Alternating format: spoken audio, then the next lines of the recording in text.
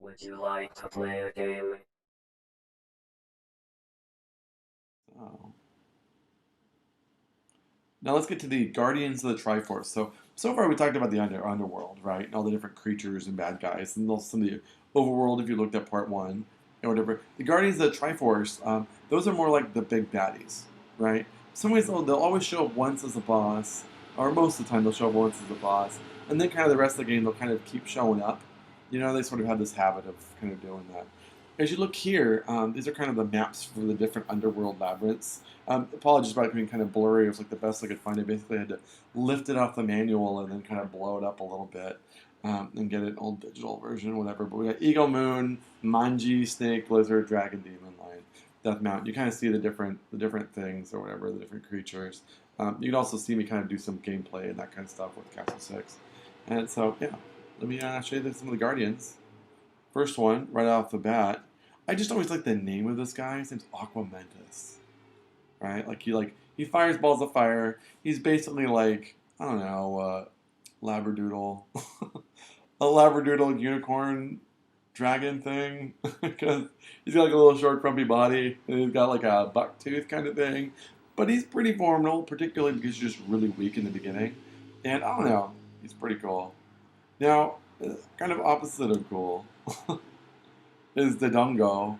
The Dongo is kind of boring. Where what he does, he just walks around the room, right? And you have to basically lay a bomb, and then he walks over the bomb, eats the bomb, gets kind of puffy mouth, and if that happens twice, he dies.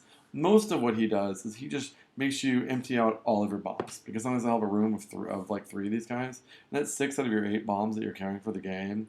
And yeah, sometimes when that's like in the middle of an underground castle, that can be kind of a pain. But I don't know if I'd call him hard. Although the Dongo gets really cool at Ocarina of Time. So there's that.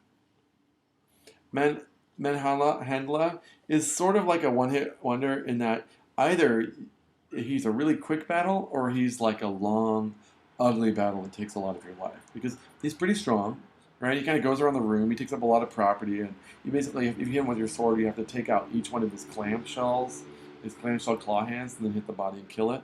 Or one well-placed bomb just wipes him out if you're lucky. But sometimes they'll put the Dodongo near this guy, do the Manhandla, and it's like that's how they kind of get you in both damages. So got this guy. Gleeok's pretty darn formidable. Outside Ganon, he's probably one of the hardest of the bosses, right? Sometimes they'll even have like four heads, right? You know, he's sort of like a Hydra in that way. But you kind of have to fight him. They all kind of fire at you, and then when you attack a head, the head kind of floats around and kind of battles you. So you kill a head, and the head still kind of floats around and tries to kill you, man. It's pretty damaging, but eventually wipe those guys away.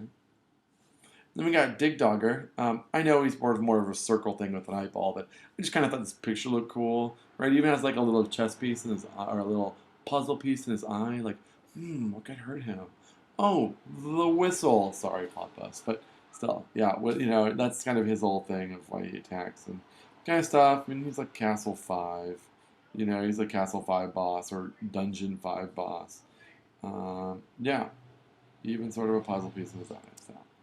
Then we also got these guys, right? Goma. Goma are kind of neat. I just always kind of thought they were cool looking, right? They're like little spider creature guys. They kind of go back and forth, right? And they close their eye and you have to hit them with an arrow. They're pretty easy, but just kind of neat. It's the Dungeon 6 boss, right? So we also got this guy, Mortem. Um, yeah, Mortem's sort of interesting that like Dungeon 7 and 8 kind of have bits of both bosses, right? So Mortem's kind of just a big worm that kind of attacks you.